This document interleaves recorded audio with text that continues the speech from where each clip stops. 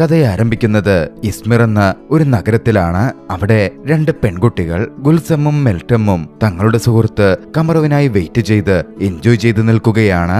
അവൾ ആ സമയം റെസ്റ്റ് റൂമിലായിരുന്നു. വല്ലാത്ത ദുഃഖത്തിലാണ്. കാരണം അവളുടെ എക്സ്പീരിയൻസി ഒനോർ അന്ന് വിവാഹിതനായിരുന്നു. കഥ അവിടെ നിന്നും 3 വർഷങ്ങൾക്കപ്പുറത്തേക്ക് പോകുന്നു. കമറു ഇപ്പോൾ ഒരു ലോയറാണ്. കൂടുതലായും കുടുംബ കോടതിയിലെ കേസുകൾ, ഡിവോഴ്സ് കേസുകളാണ് അവൾ നോക്കുന്നത്. അവൾ അന്ന് തന്റെ തെറാപ്പിസ്റ്റിനെ കാണാൻ വന്നിരിക്കുകയായിരുന്നു. ഇസ്മിറിൽ അവൾക്കൊരു ക്ലയന്റിനെ കിട്ടിയിട്ടുണ്ട്. ഇസ്മിർ എന്ന നഗരം എന്നും അവൾക്ക് ട്രോമകൾ സമ്മാനിച്ച് ഓർക്കുമ്പോൾ തന്നെ വേദനകൾ ഉണർത്തുന്ന ഒരു നഗരമാണ്. അങ്ങോട്ടേക്ക് പോകുന്നതിനെ പറ്റി സംസാരിക്കാനായിരുന്നു അവൾ എത്തിയത്. കഥ അവിടെ നിന്നും ഫാത്തിഹ് എന്ന് പേരുള്ള ഒരു യുവാവിലേക്ക് തിരിയുന്നു. ഇസ്മിറിൽ ജീവിക്കുന്ന സുന്ദരനായ ഒരു യുവാവാണ് അവൻ. ആ സമയത്താണ് സെമോ എന്ന് പേരുള്ള അവന്റെ കൂട്ടുകാരൻ അങ്ങോട്ടേക്ക് വരുന്നത്. അന്ന് രാത്രിയിൽ സെമോയ്ക്ക് ഒരു കൺസേർട്ട് ഉണ്ട്. അതിൽ തന്റെ കൂടെ പെർഫോം ചെയ്യാമോ എന്ന് ഫാത്തിഹിനോട് സെമോ ചോദിച്ചു. പക്ഷേ ഫാത്തിഹിന് അതിൽ താല്പര്യമുണ്ടായിരുന്നില്ല. പക്ഷേ സെമോ പറഞ്ഞു, ഇത് നമുക്ക് വന്നെത്തിയ നല്ലൊരു ഓപ്പർച്യൂണിറ്റിയാണ്. ഇതിൽ നമ്മൾ പെർഫോം ചെയ്ത നല്ലൊരു ഭാവി കിട്ടും. പിന്നാലെ ഉള്ള കാര്യം ഫാത്തിഹ് പറഞ്ഞു, നമുക്ക് അങ്ങോട്ടേക്ക് പോവാനേ പറ്റില്ല. എനിക്കിപ്പോ കാറില്ല. കാറ് വാപ്പ എടുത്തുകൊണ്ട് പോയി. ഫാത്തിഹിന്റെ വാപ്പയ്ക്ക് കാർ റെന്റൽ കമ്പനിയായിരുന്നു. കാർ റെന്റൽ കമ്പനിയിൽ അവനൊരു ജോലി നോക്കുന്നുണ്ടായിരുന്നു. ഫുൾ ടൈം മ്യൂസീഷ്യൻ ആവാൻ ആ ജോലി അവൻ വിട്ടതായിരുന്നു വാപ്പയെ ചൊടിപ്പിച്ചത്. അന്ന് പുലർച്ചെയായിരുന്നു കമറു ഇസ്മിറിലേക്ക് പുറപ്പെടുന്നത്. വണ്ടിയിൽ യാത്ര ചെയ്തുകൊണ്ടിരിക്കെ വാട്സപ്പ് ഗ്രൂപ്പിൽ അവൾക്ക് മെസ്സേജ് വന്നു. ഇസ്മിറിലുള്ള സുഹൃത്തുക്കളുടെ മെസ്സേജാണ്. മെൽറ്റത്തിന്റെയും ഗുൽസിമിന്റെയും. മെൽറ്റം വിവാഹിതയാകുന്നു എന്ന കാര്യമായിരുന്നു ഗുൽസിം പങ്കുവെച്ചത്. അന്ന് രാത്രിയാണ് വിവാഹം. കമറുവിനും ക്ഷണമുണ്ടായിരുന്നതാണ്. പക്ഷേ കമറുവിന് അങ്ങോട്ടേക്ക് പോവാൻ താല്പര്യമില്ല. അവളുടെ എക്സ്പീരിയൻസി അവിടെ ഉണ്ടാകും എന്നവൾക്കറിയാമായിരുന്നു. അവനിനി മീറ്റ് ചെയ്യാൻ അവൾക്കെന്തോ മനസ്സില്ല. ഇതേസമയം മറുവശത്ത് ഫാത്തിഹാകട്ടെ കൺസേർട്ടിൽ എങ്ങനെയെങ്കിലും പങ്കെടുക്കാൻ പോകാമെന്ന് തീരുമാനിച്ചു. കൺസേർട്ടിന് പോകണമെങ്കിൽ കാറ് വേണം. വാപ്പയ്ക്ക് അടുത്ത് ചെന്ന് കാറ് തരാൻ പറ്റുമോ എന്ന് ചോദിക്കാൻ അവൻ ധൈര്യം കാട്ടി. ഫാത്തിഹിന്റെ വാപ്പ സലീം പക്ഷേ കാറ് വെറുതെ അങ്ങ് കൊടുക്കാൻ തയ്യാറായില്ല. ഇന്നൊരു ക്ലയന്റ് വരുന്നുണ്ട്. നീ ആ ക്ലയന്റിനെ പിക്ക് ചെയ്ത് അവർക്ക് വേണ്ട കാര്യങ്ങളൊക്കെ ചെയ്തു കൊടുക്കണം. അവര് നിനക്ക് നല്ല റേറ്റിംഗ് തന്നാൽ ആ കാർ നീ സ്വന്തമായിട്ട് എടുത്തോ എന്നായിരുന്നു സലീം പറഞ്ഞത്. കുറച്ചു സമയത്തിനു ശേഷം കമറു യാത്ര ചെയ്ത് ഇസ്മിറിൽ വന്നിറങ്ങി. തനിക്ക് കിട്ടിയ നമ്പറിൽ ടാക്സി ഡ്രൈവറെ വിളിക്കാൻ നോക്കിയപ്പോ ആള് ഫോൺ എടുക്കുന്നില്ല. ആ ടാക്സി ഡ്രൈവർ ഫാത്തിഹാണ്. ഫാത്തിഹാകട്ടെ ആ സമയം അവിടുള്ള കുറച്ച് കുട്ടികൾക്കൊപ്പം കളിച്ചിരിക്കുകയായിരുന്നു. പക്ഷേ ഒടുവിൽ തന്റെ പേരെഴുതിയ കാർഡ് കമറു തന്നെ നോക്കിക്കണ്ടു. കമറു വന്ന് ഫാത്തിഹിനെ വിളിച്ചു. കമറുവാണ് തന്റെ ക്ലയന്റ് എന്ന് മനസ്സിലായതും ഫാത്തിഹ് അവരോട് ക്ഷമാപണം നടത്തി. വിനയത്തോടെ സംസാരിച്ചു. പക്ഷേ കമറു അപ്പോഴും ഗൗരവത്തിലായിരുന്നു. തന്റെ ഫോൺ സൈലന്റിലായിരുന്നു, അതാണ് കേൾക്കാതിരുന്നത് എന്ന് ഫാത്തിഹ് വ്യക്തമാക്കി. പിന്നാലെ കമറു പറഞ്ഞു, ഇന്നൊരു ദിവസത്തെ മുഴുവൻ പ്ലാനും എനിക്ക് ഇസ്മിറിലുണ്ട്. എല്ലാം ഷെഡ്യൂളുകൾക്കനുസരിച്ച് നടക്കണം. അതുകൊണ്ട് കുറച്ച് വേഗത്തിലായിക്കോട്ടെ. ഫാത്തിഹ് കമറു പറഞ്ഞ പോലെ ചെയ്തു. വേഗം ടാക്സിയിൽ അവളെ കയറ്റി അവിടെ നിന്ന് പുറപ്പെടാൻ ആരംഭിച്ചു. പോകുന്ന വഴിക്ക് ഫാത്തിഹ് കമറുവിനോട് സംസാരിച്ചു. തന്റെ വാപ്പയ്ക്ക് കാർ റെന്റൽ കമ്പനിയാണെന്നും താനൊരു മ്യൂസീഷ്യനാണെന്നും ഇന്നൊരു ദിവസത്തേക്ക് ഡ്രൈവറായിട്ട് വന്നതാണ് എന്നും അവൻ പറഞ്ഞു. കഴിയുമെങ്കിൽ തനിക്ക് നല്ല റേറ്റിംഗ് തരണമെന്നും അങ്ങനാണെങ്കിൽ ഈ കാർ തന്നോട് എടുത്തോളാൻ വാപ്പ പറഞ്ഞിട്ടുണ്ട് എന്ന കാര്യവും ഫാത്തിഹ് അറിയിച്ചു. കമറു അപ്പോഴാണ് താനും ഇസ്മിറിൽ നിന്നാണെന്നും 3 കൊല്ലം മുമ്പ് ഈ നഗരം വിട്ടു പോയതാണെന്നും ഫാത്തിഹിനോട് പറയുന്നത്. അങ്ങനെ ഒടുവിൽ അവർ ഡെസ്റ്റിനേഷനിൽ എത്തിച്ചേർന്നു. കമറു വണ്ടിയിൽ നിന്നിറങ്ങി കെട്ടിടത്തിന്റെ എലിവേറ്ററിൽ കയറി. പക്ഷെ അപ്പോഴാണ് അബദ്ധം പിണയുന്നത്. എലിവേറ്റർ മെയിന്റനൻസിലായിരുന്നു. പകുതി വഴിയിൽ എലിവേറ്റർ സ്റ്റെക്കായി. കമറുവാകെ പാനിക്കായി. ടെക്നീഷ്യനെ വിളിച്ചെങ്കിലും ടെക്നീഷ്യനെ കണക്ട് ചെയ്ത് കിട്ടുന്നില്ല. ഒടുവിൽ മറ്റു വഴികളില്ലാതെ കമറു തന്റെ കയ്യിലുണ്ടായിരുന്ന നമ്പർ വെച്ച് ഫാത്തിഹിനെ വിളിച്ചു. ഇതേ സമയം കാർ മുമ്പോട്ടെടുത്തിരുന്ന ഫാത്തിഹ് ഒരു സാൻഡ്വിച്ച് കടയുടെ മുമ്പിലെത്തിയിരുന്നു. വിവരം കേട്ടതും അവിടെ തന്നെ വണ്ടി പാർക്ക് ചെയ്ത് തനിക്ക് വേണ്ടി 25 സാൻഡ്വിച്ച് തയ്യാറാക്കാൻ പറഞ്ഞ് വേഗം ആ കെട്ടിടത്തിലേക്ക് ഓടി. ഒരു തരത്തിൽ ടെക്നീഷ്യനെ കാര്യങ്ങൾ പറഞ്ഞ് മനസ്സിലാക്കിച്ച് കമറുവിനെ രക്ഷപ്പെടുത്തി. താഴേക്കിറങ്ങി വന്ന കമറു ടെക്നീഷ്യനോട് നല്ല രീതിയിൽ തർക്കിക്കുന്നുണ്ട്. വൈകി മെയിന്റനൻസ് കാർഡ് തൂക്കിയതിനും മറ്റുമായിരുന്നു അത്. എന്തായാലും ഒരു തരത്തിൽ കമറു രക്ഷപ്പെട്ടു. തൊട്ടു പിന്നാലെ കമറുവിന്റെ ക്ലയന്റ് അങ്ങോട്ടേക്ക് കയറി വന്നു. ഹെയിൽ എന്നായിരുന്നു ആ ലേഡിയുടെ പേര്. തന്റെ ഭർത്താവിനെ ഡിവോഴ്സ് ചെയ്യാൻ ഹെയിൽ തീരുമാനിച്ചിരുന്നു. കമറുവിന് കിട്ടിയ നിർദ്ദേശപ്രകാരം ഹെയിലിന്റെ ഭർത്താവ് മൾട്ടിപ്പിൾ ലോയേഴ്സിനെ ഹയർ ചെയ്തിട്ടുണ്ട്. അന്ന് ഒരു സമാധാന ഉടമ്പടി, മ്യൂച്വൽ ഡിവോഴ്സ് എന്ന തരത്തിലുള്ള ഡിസ്കഷനാണ് നടക്കുന്നത്. വൈകാതെ ഡിസ്കഷൻ പോയിന്റിലെത്തി. ലോയേഴ്സും ഹെയിലും ഭർത്താവും കമറവുമുണ്ട്. കൂട്ടത്തിൽ ഫാത്തിഹും. സഫാക്ക് എന്നായിരുന്നു ഹെയിലിന്റെ ഭർത്താവിന്റെ പേര്. സഫാക്കിന്റെ വക്കീലന്മാർ വസ്തുവകകളിലുള്ള ഒരു പ്രപ്പോസൽ മുമ്പോട്ടേക്ക് വെച്ചു. പക്ഷെ അത് അംഗീകരിക്കാൻ ഹെയിലിന് പറ്റുമായിരുന്നില്ല.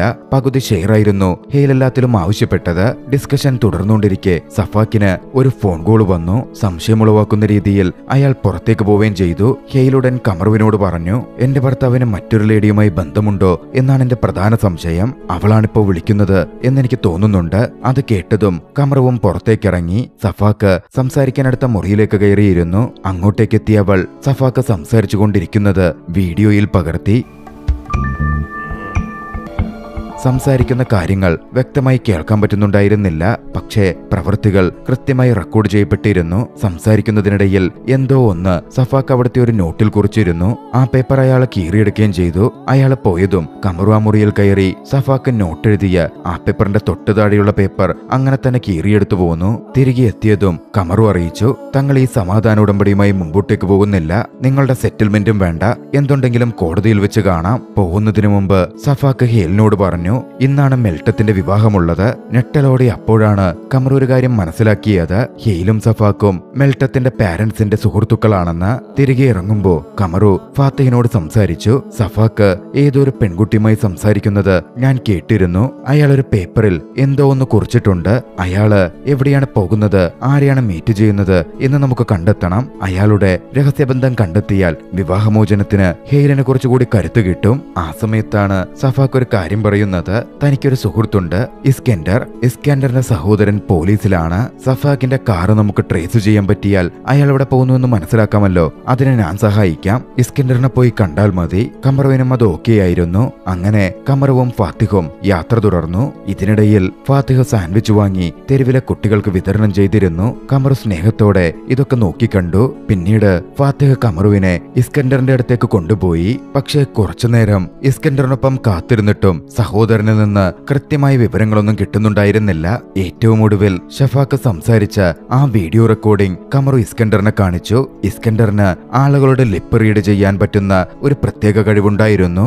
അതോടെ ഫോണിൽ അയാൾ എന്താണ് സംസാരിച്ചത് എന്ന് ഇസ്കെൻഡർ മനസ്സിലാക്കി. ഉടനടി അവർ ആ ലൊക്കേഷനിലേക്ക് പുറപ്പെട്ടു. ഇസ്കെൻഡറും അവരുടെ കൂടെ ഉണ്ടായിരുന്നു. അങ്ങനെ ലൊക്കേഷനിലെത്തി കാറ് പാർക്ക് ചെയ്ത് കമറുവും ഫാത്തിഹും അവിടെ ഇറങ്ങി. ഇസ്കെൻഡറിന് കുറച്ച് വയ്യായികയുണ്ടായിരുന്നു. ഇസ്കെൻഡറിനോട് കാറിൽ തന്നെ ഇരുന്നോളാൻ ഫാത്തിഹ് പറഞ്ഞു. പക്ഷെ ആ ബിൽഡിംഗിലേക്ക് പോകുന്ന വഴിക്ക് സ്ട്രീറ്റിൽ ഡാൻസ് നടക്കുകയായിരുന്നു. അവസരം മുതലാക്കിയ ഫാത്തിഹ് കമറുവിനൊപ്പം ഡാൻസ് ചെയ്ത് അവിടെ നിന്ന് മറുവശം കടക്കാൻ ശ്രമിച്ചു. കമറുവിനെ ഫാത്തിഹിന് ഇഷ്ടപ്പെട്ടിരുന്നു. അതുകൊണ്ട് തന്നെ അവളോട് അടുക്കാനും ഫാത്തിഹ ശ്രമിക്കുന്നുണ്ടായിരുന്നു. ആ സമയത്ത് അവിടെ വെച്ച് ഷഫാക്കിനെയും ഒരു പെൺകുട്ടിയെയും കമറുവും ഫാത്തിഹും നോക്കിക്കണ്ടു. അവർ വേഗം അങ്ങോട്ടേക്ക് ചെന്നു. മുകൾ ഭാഗത്തേക്ക് അവർ പോവുകയായിരുന്നു. കമറുവിന് നേരത്തെ നടന്ന ഇൻസിഡന്റ് കൊണ്ട് എലിവേറ്റർ ഇപ്പോൾ ഭയമായിരിക്കുകയാണ്. അതുകൊണ്ട് തന്നെ സ്റ്റെപ്പ് കയറി മുകളിലേക്ക് പോകാം എന്നവർ തീരുമാനിച്ചു. പക്ഷേ വലിയ സ്റ്റെപ്പായിരുന്നു. സ്റ്റെപ്സ് കയറിയവർ മുകളിലെത്തിയതും ഷഫാക്കിന്റെയും ആ പെൺകുട്ടിയുടെയും ട്രാക്ക് അവർക്ക് നഷ്ടപ്പെട്ടു. ഇതേ സമയം കാറിൽ ഇസ്കെൻഡർ ഉറങ്ങിപ്പോയിരുന്നു. പോലീസാകട്ടെ ഇല്ലീഗൽ പാർക്കിങ്ങിന് വണ്ടി പിടിച്ചുകെട്ടി കൊണ്ടുപോവുകയും ചെയ്തു. എന്തിനേറെ പറയുന്നു, പിന്നീട് ഈ വിവരമറിഞ്ഞപ്പോ ഫാത്തിഹിനും കമറുവിനും ഇമ്പൗണ്ട് ഏരിയയിലേക്ക് പോയി കാറ് വീണ്ടെടുക്കേണ്ട അവസ്ഥ വന്നു.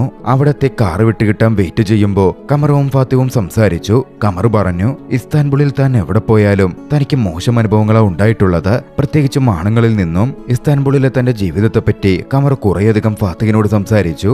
അപ്പോഴാണ് ഇസ്കെൻഡർ വന്നത്. സഹോദരനിൽ നിന്ന് ഇസ്കെൻഡറിന് ഒരു മെസ്സേജ് വന്നെത്തിയിരുന്നു. ഒരാളുടെ പേഴ്സണൽ വിവരങ്ങൾ അങ്ങനെ പുറത്ത് ഷെയർ ചെയ്യാൻ പറ്റുന്നില്ല എന്നായിരുന്നു സഹോദരൻ ഇസ്കെൻഡറിനെ അറിയിച്ചത്. അതോടെ കമറുവിന് ഇനി എന്ത് ചെയ്യണമെന്നൊരു ഐഡിയ കിട്ടിയില്ല. തൽക്കാലത്തേക്ക് തന്റെ പ്ലാനുകൾ മാറ്റാൻ കമറു തീരുമാനിച്ചു. ഇസ്താൻബുളിലേക്ക് അവൾ പോയ ശേഷം അവളുടെ ഉമ്മയുമായി അവൾ കോണ്ടാക്ട് ചെയ്തിരുന്നില്ല. അതുകൊണ്ട് ഉമ്മയൊന്ന് കണ്ടേക്കാം എന്നവൾ ചിന്തിച്ചു. പിന്നീടും കമറു ഫാത്തിഹിനോട് സംസാരം തുടർന്നു. നീയൊരു സമ്പന്ന കുടുംബത്തിൽ നിന്നല്ലേ, എന്നിട്ടും എന്തിനാ ഫാമിലി ബിസിനസ് നോക്കി നടത്താതെ ഇങ്ങനെ മ്യൂസീഷ്യനാവണമെന്ന് പറഞ്ഞ് നടക്കുന്നത്? തന്റെ പാഷനെ പറ്റിയും സ്വപ്നങ്ങളെ പറ്റിയുമൊക്കെ ഫാത്തിഹ സംസാരിച്ചപ്പോ മുമ്പ് തന്റെ അച്ഛൻ സംസാരിച്ചിരുന്ന അതേപോലെ ഫാത്തിഹ സംസാരിക്കുന്നതായി കമറുവിന് അനുഭവപ്പെട്ടു. 15 കൊല്ലം മുമ്പ് കമറുവിന്റെ അച്ഛൻ മരണപ്പെട്ടതായിരുന്നു. കമറു ഇപ്പോൾ അവളുടെ വാപ്പയെ, അവളുടെ അച്ഛനെ ഒരുപാട് മിസ് ചെയ്യുന്നുണ്ട്. സംസാരം തുടർന്നുകൊണ്ടിരിക്കെ പെട്ടെന്ന് കമറുവിന്റെ ചെയറോടിന് കമറു താഴെ വീണു. ആ ഒരു നിമിഷം അവരുടെ സംസാരത്തിന്റെ മൂഡ് തന്നെ അങ്ങ് മാറ്റി. തൊട്ടു പിന്നാലെ ഇസ്കെൻഡർ വന്ന് ഫാത്തിഹിന്റെ കാർ റെഡിയായിട്ടുണ്ടെന്ന് പറഞ്ഞു. അവർ അവിടെ നിന്ന് അടുത്തിടത്ത് അടുത്തേക്ക് യാത്ര പുറപ്പെടാൻ തുടങ്ങി. പോകുന്ന വഴിക്ക് കമറു തന്റെ സുഹൃത്തിനെ കണ്ടുമുട്ടി. ഗുൽസം ആയിരുന്നു അത്. അവൾ ഷോപ്പിങ്ങിനെത്തിയതായിരുന്നു. ആദ്യം മുതലേ മെൽറ്റത്തിന്റെ വിവാഹത്തിന് പോകണം എന്ന് കമറുവിന് ഉണ്ടായിരുന്നില്ല. പക്ഷേ ഗുൽസത്തിനെ മീറ്റ് ചെയ്തതും അവൾ കുറച്ച് കൺഫ്യൂസ്ഡ് ആയി. എങ്ങനെ ആ ഇവന്റിൽ നിന്ന് രക്ഷപ്പെടും, എങ്ങനെ നുണ പറയും എന്നൊന്നും അവൾക്കൊരു പിടുത്തവും കിട്ടിയില്ല. ഒടുവിൽ അതിൽ ഒഴിവ് കഴിവ് പറയാൻ അവൾക്കാകെ കിട്ടിയത് താൻ അമ്മയെ വിസിറ്റ് ചെയ്യാൻ പോവുകയാണ്, അതുകൊണ്ട് മാരേജ് അറ്റൻഡ് ചെയ്യാൻ പറ്റിയേക്കില്ല എന്ന തരത്തിലായിരുന്നു. പക്ഷെ അതിനെന്താ, അമ്മയെ കണ്ട ശേഷം മാരേജിന് പോവാമല്ലോ, താനും വരാമെന്ന് ഗുൽസം പറഞ്ഞു. കുറെ നാളായാലോ കണ്ടിട്ട്, സംസാരിക്കാമല്ലോ എന്നും ഗുൽസം കൂട്ടിച്ചേർത്തിരുന്നു. വൈകാതെ അവരൊന്നിച്ച് അവിടെ നിന്ന് കമറുവിന്റെ അമ്മയുള്ള ഇടത്തേക്ക് പുറപ്പെട്ടു. അമ്മ ഇപ്പോൾ ഉള്ളതൊരു ബീച്ചിലാണ്, അങ്ങോട്ടേക്ക് പോയാ മതി എന്ന് കമറു ഫാത്തിഹിനോട് പറഞ്ഞിരുന്നു. അങ്ങനെ യാത്രയ്ക്കൊടുവിൽ കമറുവിന്റെ അമ്മ റെസ്റ്റ് ചെയ്യുന്ന ബീച്ചിലേക്ക് അവർ വന്നു ചേർന്നു. ഗോനുൽ എന്നായിരുന്നു അവരുടെ പേര്. ഗോനുലിനെ ഇസ്കൻഡറും ഫാത്തിഹും ഗുൽസമും ചെന്ന് കണ്ടു. അമ്മയെ കണ്ടിട്ട് കമറുവിന് വലിയ സന്തോഷമൊന്നും ഉണ്ടായിരുന്നില്ല. കമറു പിന്നീട് ഫാത്തിഹിനോട് സംസാരിച്ചു. അച്ഛൻ മരണപ്പെട്ടപ്പോ അമ്മ ഗോനുലിന് വലിയ വിഷമമൊന്നും കണ്ടില്ല. അച്ഛനുണ്ടായിരുന്ന കാലത്ത് ഞങ്ങളെപ്പോഴും ഓരോയിടത്ത് ട്രിപ്പിന് പോവുമായിരുന്നു. അമ്മ ഒരിക്കലും ഇതൊന്നും ഗൗനിച്ചിട്ടേയില്ല, എന്നെയും കാര്യമായി പരിഗണിച്ചിട്ടില്ല. അതുകൊണ്ട് എനിക്ക് അമ്മയോട് ചെറിയൊരു അകലമുണ്ട്. പിന്നീട് കമറുവും ഗോനുലും സംസാരിച്ചു. മെൽറ്റത്തിന്റെ വിവാഹത്തിന് പോകണമെന്നും തനിക്കൊരു വസ്ത്രം വേണം എന്നും അവൾ അമ്മയ്ക്കടുത്ത് പറഞ്ഞു. അവളുടെ അമ്മ ഗോനൽ പിന്നാലെ അമ്മയുടെ വീട്ടിലേക്ക് അവരെ കൂട്ടിക്കൊണ്ടുപോയി. അവിടെ വെച്ച് തന്റെ മുറിയിലേക്ക് കമറു പോയപ്പോ കമറു ഫാത്തിഹിനെയും വിളിച്ചു. മുറിയിലിരുന്നവർ സംസാരിച്ചു. അവിടെ വോക്കിംഗ് സ്റ്റിക്കുകൾ ഫാത്തിഹ നോക്കിക്കണ്ടു. ഇതെന്താ ഈ സ്റ്റിക്കുകൾ ഇവിടെ എന്ന് ഫാത്തിഹ ചോദിച്ചു. കമറു പറഞ്ഞു, ഞാൻ പറഞ്ഞല്ലോ എന്റെ ബ്രേക്കപ്പിന്റെ കാര്യം. എക്സ്പിയാൻസി വിവാഹം കഴിച്ച ശേഷം എനിക്കൊരു സീരിയസ് കാർ ആക്സിഡന്റ് സംഭവിച്ചു. അന്ന് ഹോസ്പിറ്റൽ വിട്ട ശേഷം ഇനി ഈ സ്മിറിൽ തുടരില്ല എന്നതായിരുന്നു ഞാനെടുത്ത ആദ്യ തീരുമാനം. അതിന്റെ ഓർമ്മയ്ക്കായി ഞാൻ ഈ സ്റ്റിക്കുകൾ സൂക്ഷിച്ചിരിക്കുന്നതാണ്. പിന്നീടുള്ള സംസാരത്തിൽ തനിക്ക് മെൽറ്റത്തിന്റെ വിവാഹത്തിന് പോണമെന്നില്ലെന്നും അവിടെ തന്റെ എക്സ്പിയാൻസി ഉണ്ടാകും, അവനെ ഇനി നേരിട്ട് കാണണം എന്ന് തനിക്കില്ലെന്നും അവൾ വ്യക്തമാക്കി. പിന്നാലെയായിരുന്നു അവളുടെ അമ്മ അങ്ങോട്ടേക്ക് വന്നത്. അവൾക്ക് അവർ സൂക്ഷിച്ചിരുന്ന ഒരു വസ്ത്രം എടുത്തു കൊടുത്തു. കുറച്ചു കഴിഞ്ഞ് ഫാത്തിഹ പുറത്തേക്കിറങ്ങി നിന്നു. കമറു വസ്ത്രം മാറി പുറത്തേക്ക് വന്നു. ആ വസ്ത്രത്തിൽ അവൾ അതീവ സുന്ദരിയായി കാണപ്പെട്ടിരുന്നു. കണ്ണെടുക്കാതെ ഫാത്തിഹ അവളെ കുറച്ചുനേരം നോക്കി നിന്നു പോയി. പിന്നാലെ അവരെല്ലാവരും ഒന്നിച്ചിരുന്ന് സംസാരിച്ചു. ആ സമയത്താണ് സഫാക്ക് എഴുതിയിരുന്ന ആ കുറിപ്പ് എന്താണെന്ന് മനസ്സിലാക്കാൻ കമറു ഒന്നുകൂടി ശ്രമിക്കുന്നത്. പക്ഷേ ഇത്തവണ അവളെ സഹായിക്കാൻ അവളുടെ അമ്മയുണ്ടായിരുന്നു. അമ്മയുടെ സഹായത്തോടെ സഫാക്ക് ആ പേപ്പറിൽ എഴുതിയിരുന്നത് ഒരു അഡ്രസ്സാണ് എന്ന് കമറു തിരിച്ചറിഞ്ഞു. പക്ഷേ അപ്പോഴേക്കും കമറുവിന് കോർട്ടിൽ പോവാൻ സമയമായിരുന്നു. കമറു അതോടെ കോർട്ടിലേക്ക് പോവാൻ തയ്യാറെടുത്തു. ഇസ്കൻഡറും ഗോനുലും ആ അഡ്രസ്സിലേക്ക് പോവാമെന്നും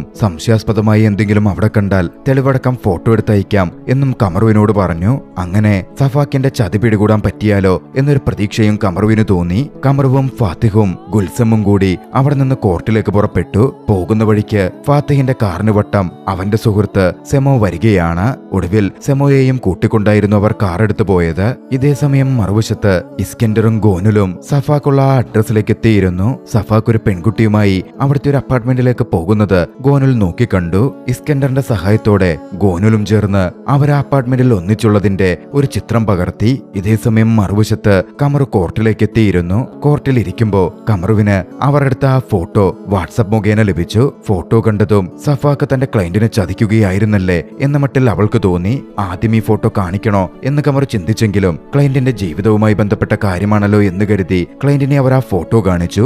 ഇതേസമയം കാറിനകത്ത് സെമോയും ഗുൽസമും മാത്രമിരുന്ന് ഒരുപാട് കാര്യങ്ങൾ സംസാരിക്കുകയായിരുന്നു. അവർക്ക് പരസ്പരം ഒരു പ്രണയ താല്പര്യമുണ്ടായി. അന്നത്തെ കോഡ് സെഷൻ നല്ല രീതിയിൽ മുമ്പോട്ട് പോയി അവസാനിച്ചു. പിന്നീട് അവരൊക്കെ പുറത്തെത്തിയതും തമാശയോടെ ഫാത്തിഹ സെമയോട് കൺസേർട്ടിന്റെ കാര്യം ചോദിച്ചു. താൻ ഒരു കൺസേർട്ടിനും ഇല്ലെന്നും ഗുൽസമിനൊപ്പം മെൽറ്റത്തിന്റെ കല്യാണം കൂടാൻ പോവുകയാണ് എന്നായിരുന്നു സെമോയുടെ മറുപടി. അതവിടെ ഒരു ചിരിയുണ്ടാക്കി. പിന്നീട് അവർ ഒരു കഫേയിലെത്തി ഒന്നിച്ചിരുന്ന് സംസാരിക്കാൻ ആരംഭിച്ചു. സംസാരത്തിനിടയിൽ ഫാത്തിഹും കമറുവും തമ്മിൽ ചെറിയൊരു ആർഗ്യുമെന്റ് ആരംഭിച്ചു. അന്ന് കമറുവിന് അത്രയും നല്ല അനുഭവങ്ങളൊക്കെ ഉണ്ടായിട്ടും ആ ഒരു നഗരത്തെ ഇസ്മിറിനെ പറ്റി നെഗറ്റീവ് ഫീലിംഗ്സ് ആയിരുന്നു കമറുവിന് ഉണ്ടായിരുന്നത്. തുടർന്നുള്ള സംസാരത്തിൽ കമറു ഇപ്പോഴും അവളുടെ ex boyfriend ex fiance ഒനോറുമായുള്ള പ്രശ്നത്തിൽ നിന്ന് പുറത്തു വന്നിട്ടില്ല എന്നവരൊക്കെ മനസ്സിലാക്കി. ഒനോറ് മൂവ് ഓൺ ചെയ്തെന്നും നീയും മൂവ് ഓൺ ചെയ്യാൻ ഗുൽസം പറഞ്ഞെങ്കിലും അതൊന്നും അംഗീകരിക്കാൻ കമറുവിന് പറ്റുന്നുണ്ടായിരുന്നില്ല.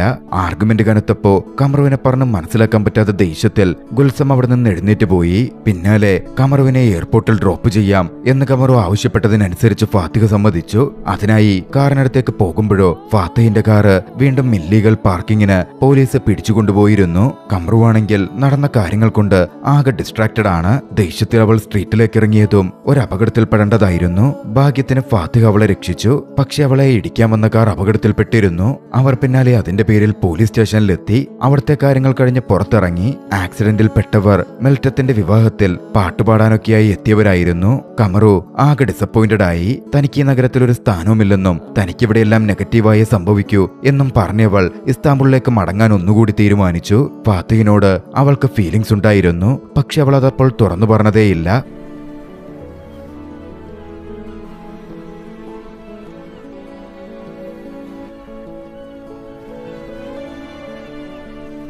ടാക്സി പിടിച്ച് അവൾ എയർപോർട്ടിലേക്ക് പുറപ്പെട്ടു. ആ സമയത്താണ് തന്റെ ക്ലയന്റിൽ നിന്ന് കമറുവിന് കോൾ വരുന്നത്. താൻ സഫാക്കിനെ ഡിവോഴ്സ് ചെയ്യുന്നില്ല എന്ന കാര്യം ആ ക്ലയന്റ് അറിയിച്ചു. അതുവരെ ഉണ്ടായിരുന്നത് മുഴുവൻ തന്റെ തെറ്റിദ്ധാരണയായിരുന്നെന്നും ആ ഫോട്ടോ കണ്ടപ്പോഴാണ് സത്യം മനസ്സിലായത് എന്നും അവൾ പറഞ്ഞു. യാഥാർത്ഥ്യത്തിൽ സഫാക്ക് മീറ്റ് ചെയ്ത ആ പെൺകുട്ടി അവരുടെ ഒരു ഫ്രണ്ടിന്റെ മകളാണ്. അവരൊരു അപ്പാർട്ട്മെന്റ് വാങ്ങാൻ പ്ലാൻ ചെയ്തിരുന്നു. അതിന്റെ കാര്യത്തിനായിരുന്നു പലപ്പോഴും ഭാര്യയ്ക്ക് സർപ്രൈസ് കൊടുക്കാൻ വേണ്ടി സഫാക്ക് അത്തരത്തിൽ അപ്പാർട്ട്മെന്റ് വാങ്ങാനൊക്കെ ശ്രമിച്ചത്. സഫാക്കിന്റെ സർപ്രൈസ് ശ്രമം യാഥാർത്ഥ്യത്തിൽ കമറുവിന്റെ ക്ലയന്റ് തെറ്റിദ്ധരിച്ചതായിരുന്നു. എന്തായാലും അവരുടെ പ്രശ്നങ്ങൾ ഇല്ലാതായി. അവരിപ്പോൾ ഒന്നിച്ച് മെൽറ്റത്തിന്റെ കല്യാണത്തിന് പോയിക്കൊണ്ടിരിക്കുകയാണ്. ഇതേസമയം മറുവശത്ത് ഫൈനൊക്കെ അടച്ച് ഫാത്തിഹ കാറ് വീണ്ടെടുത്തു. കാറ് തിരികെ തന്റെ അച്ഛൻ സലീമിന്റെ അടുത്ത് എത്തിച്ചു. കാറ് കൊടുത്ത് അവൻ പുറത്തേക്ക് വരുമ്പോ സെമോയും മറ്റുള്ളവരും വണ്ടിയിൽ കല്യാണത്തിന് പുറപ്പെടാൻ വേണ്ടി എത്തിച്ചേർന്നിരുന്നു. അവരൊന്നിച്ച് കല്യാണത്തിനായി പുറപ്പെട്ടു. പോകുമ്പോ ഗുൽസം ഒരു ഫോട്ടോ എടുത്തു. അവളത് ഇൻസ്റ്റഗ്രാമിൽ പോസ്റ്റും ചെയ്തു. തിരികെ ഇസ്താംബുളിലേക്കുള്ള യാത്രയിലായിരുന്ന കമറു ആ ഫോട്ടോ നോക്കി കണ്ടു. എന്തൊക്കെയോ കുറ്റബോധം അവളുടെ ഉള്ളിൽ തോന്നാൻ തുടങ്ങി. മെൽറ്റത്തിന്റെ വിവാഹം ഒഴിവാക്കുന്നത് ശരിയല്ലല്ലോ. ഫാത്തിഹുമായും ഗുൽസവുമായുള്ള ആ സംസാരവും ഒട്ടും ശരിയായില്ല. തന്റെ ഉള്ളിലെ പ്രശ്നങ്ങളാണ് ഒക്കത്തിനും കാരണം. അവൾ തിരിച്ചറിഞ്ഞു. ടാക്സി നിർത്തി പുറത്തേക്കിറങ്ങിയവൾ അവിടെ നടക്കുന്ന ഒരു സൈക്കിൾ ഫെസ്റ്റിവൽ കണ്ടു. അവരുടെ അടുക്കൽ ചെന്ന് കാര്യം പറഞ്ഞ് ഒരു സൈക്കിൾ തരാമോ എന്ന് ചോദിച്ചു വാങ്ങിയവൾ ആ സൈക്കിളും എടുത്ത് വിവാഹ ചടങ്ങുകൾ നടക്കുന്നിടത്തേക്ക് പുറപ്പെട്ടു. ഇതേസമയം മറുവശത്ത് വിവാഹ ചടങ്ങുകൾ പുരോഗമിക്കുകയായിരുന്നു. എല്ലാവരും ചടങ്ങിലേക്ക് എത്തിച്ചേർന്നു. എല്ലാവരും കപ്പിൾസിന് ആശംസകൾ നേർന്നുകൊണ്ടിരുന്നു. പിന്നാലെ ആ ചടങ്ങിലേക്ക് സൈക്കിൾ ചവിട്ടി കമറുവും കയറി വന്നു. അങ്ങോട്ടേക്ക് എത്തിയവൾ മൈക്കെടുത്ത് സംസാരിച്ചു. കപ്പിൾസിന് ആശംസകൾ നേർന്നു.